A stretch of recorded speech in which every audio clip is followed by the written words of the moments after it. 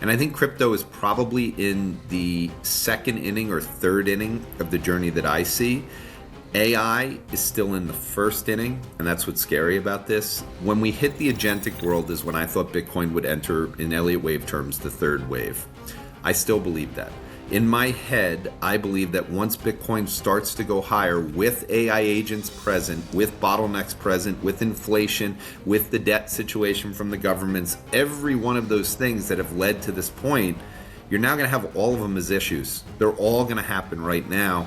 And that means people are going to look for something that's working, and they can't jump into software anymore. They can only jump into scarce assets that trade like Bitcoin has always traded. And for months now, crypto investors have been stuck in one of the most emotionally exhausting market environments in recent memory. Every rally has been questioned. Every pullback has triggered fear. Sentiment across social media has swung wildly between euphoria and complete despair. And yet, beneath all of that noise, some of the biggest macro thinkers in the space believe something far bigger is quietly taking shape behind the scenes. Not just another temporary rally, but the beginning of an entirely new phase for Bitcoin and crypto. That is exactly what veteran macro investor and former hedge fund manager Jordi Visser believes may be unfolding right now. According to Visser, crypto is still incredibly early relative to the size of global wealth markets. While traditional assets like real estate, bonds, equities, collectibles, and fiat-based financial products represent hundreds of trillions of dollars globally, the entire crypto market is still tiny by comparison.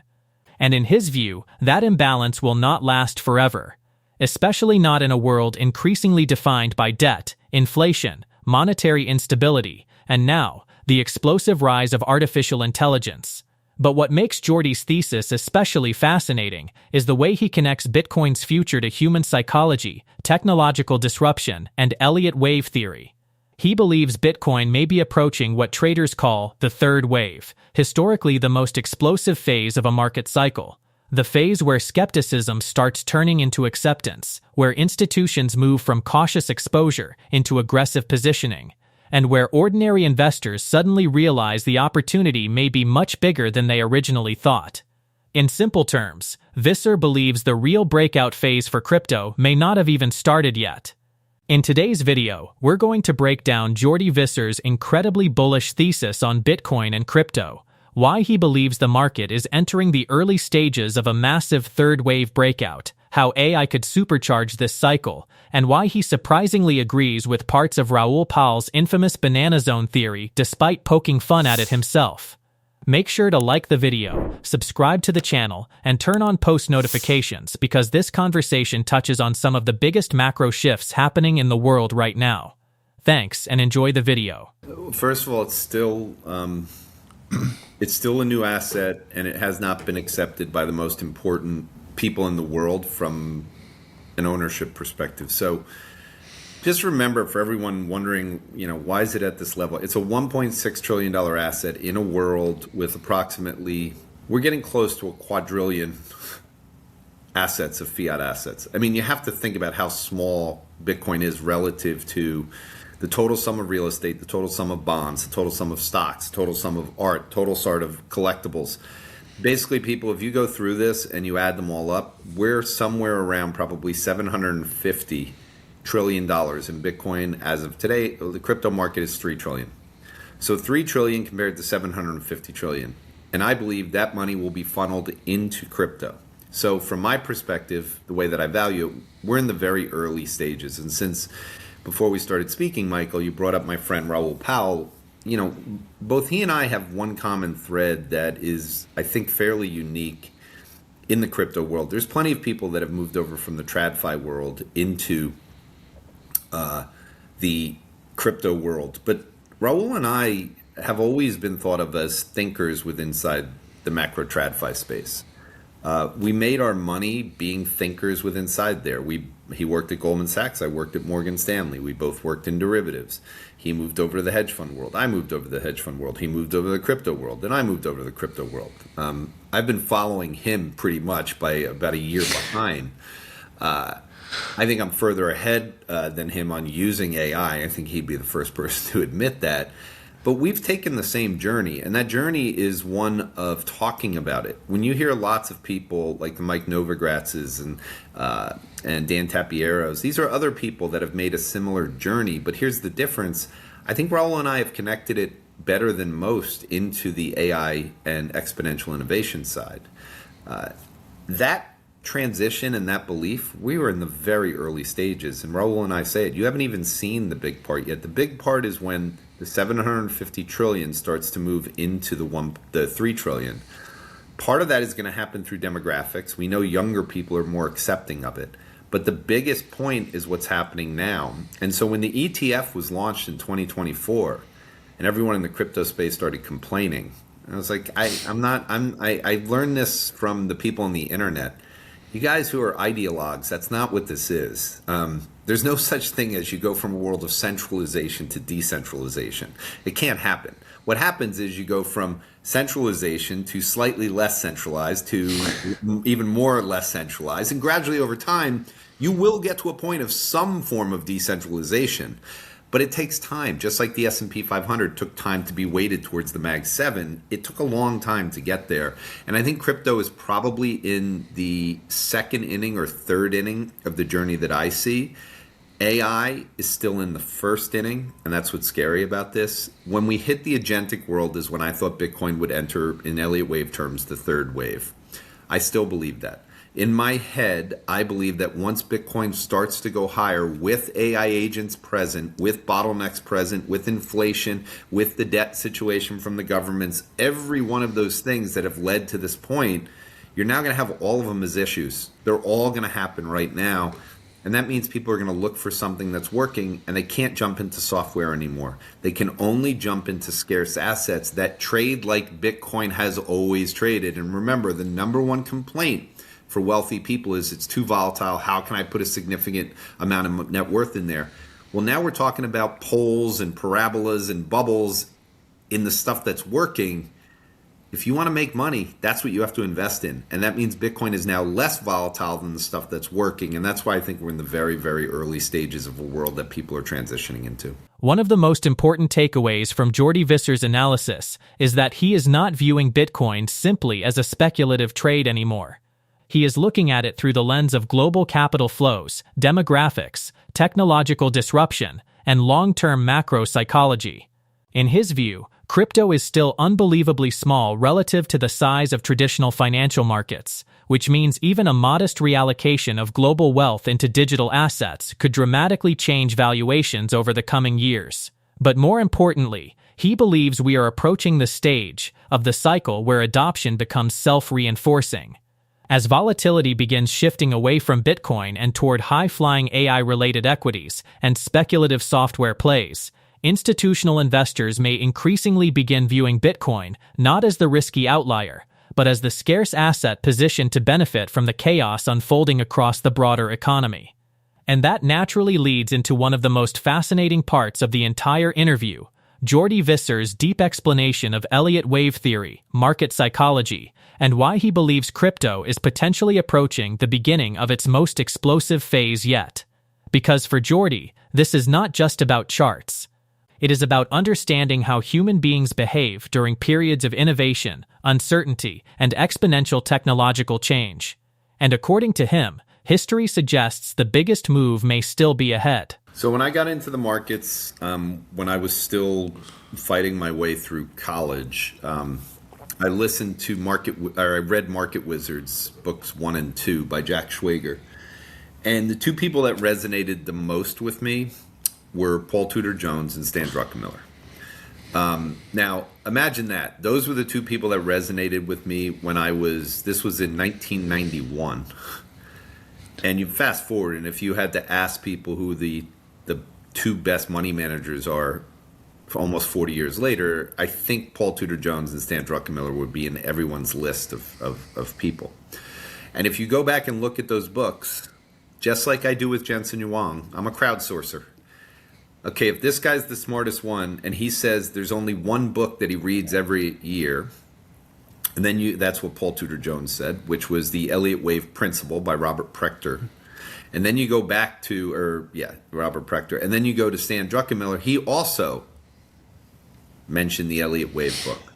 So I immediately went out and got the Elliott Wave book and just studied it forever. And when I got into markets, I loved it. It's based on human psychology, and it's based on someone who was an accountant who studied every stock pattern and basically created the way that they move. So if you take every pattern, you go, what do successful up markets look like? What do down markets look like? And what he defined it as is you want to be, there's 5 waves up and then there's 3 waves down. Okay, so the 5 waves up, the third wave of the 5 waves is the biggest one. That is the one there, everyone's jumping in. That is the one where it is the easiest time to make money. That is like semiconductors right now. They're in a third wave right now. Now, third waves go further than you can expect. It comes from a place of doubt. It leaves people aside. And then usually when they peak, it's because everyone jumps in at the very end of the third wave. And then we consolidate before the final wave higher. To me, crypto is just about to start the third wave. That's my viewpoint, is that we're about to start the biggest wave by far, which will carry Bitcoin far higher than whatever number people can come up with. And just like we learned with Micron and Intel, when it starts, there won't be a way to stop it. So that's what I mean by third wave. But from your experience, what technical factors or indicators within the chart are you looking for when you want to position yourself into a trade or into an investment? Well, the great thing about Elliott Wave is I try to match up the thematic macro view I have. I've been very successful in my career about finding opportunities before other people do by spending time on where the psychology is today versus what the reality will be in a year from now.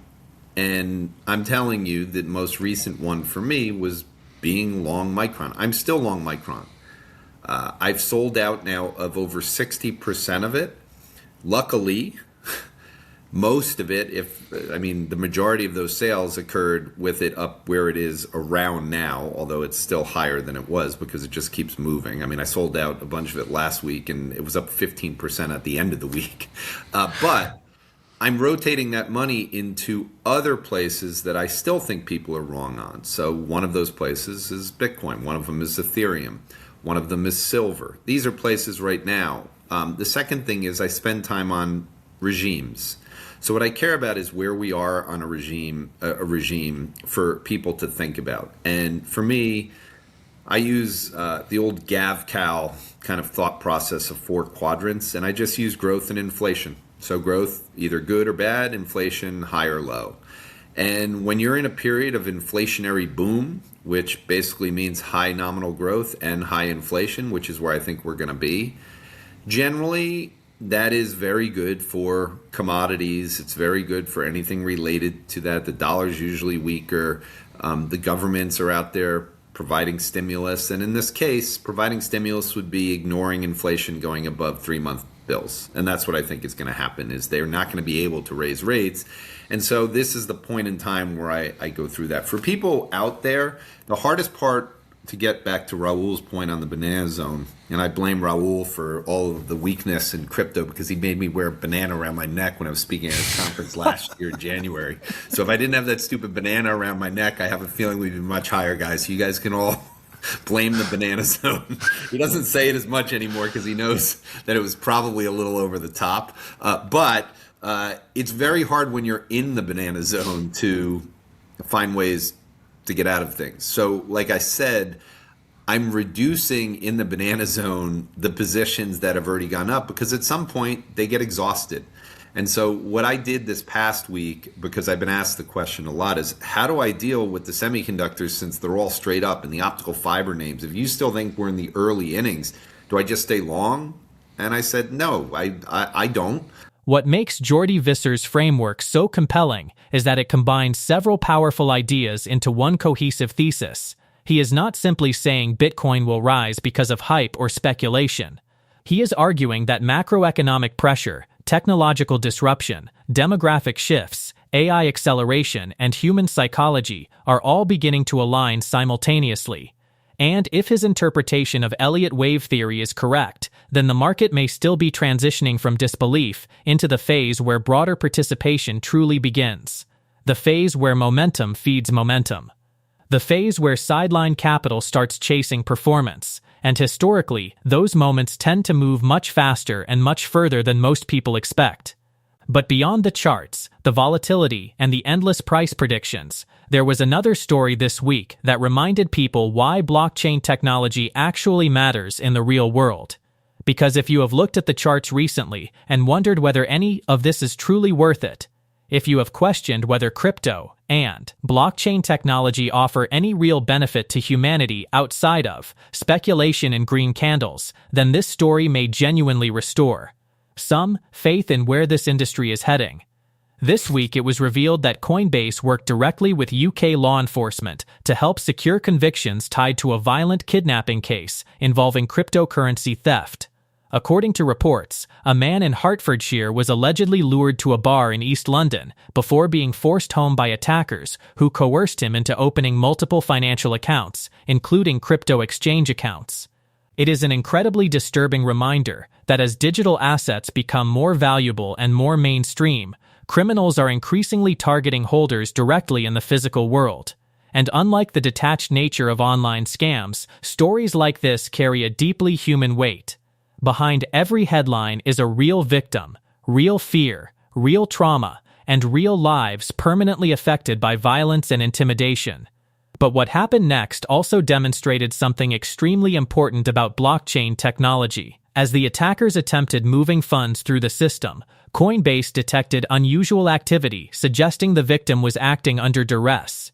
The company then contacted UK authorities while the crime was still unfolding and used blockchain forensic analysis to trace the movement of stolen funds across wallets in real time. Investigators were able to connect wallet activity directly to suspects, ultimately helping secure multiple convictions tied to kidnapping, robbery, false imprisonment, and money laundering. In a traditional cash-based criminal system, tracing those funds with this level of transparency and speed would have been dramatically harder. But because blockchains create immutable public transaction trails, investigators could follow the money step by step, and that is one of the most misunderstood aspects of crypto. Critics often portray blockchain technology as something that empowers criminals, but cases like this show the opposite can also be true. Public ledgers create accountability, traceability, and transparency in ways traditional systems sometimes cannot. At a time when crypto-related physical attacks are unfortunately increasing globally, the ability for blockchain intelligence teams and law enforcement to work together in real time may become increasingly important for protecting users and prosecuting violent crime.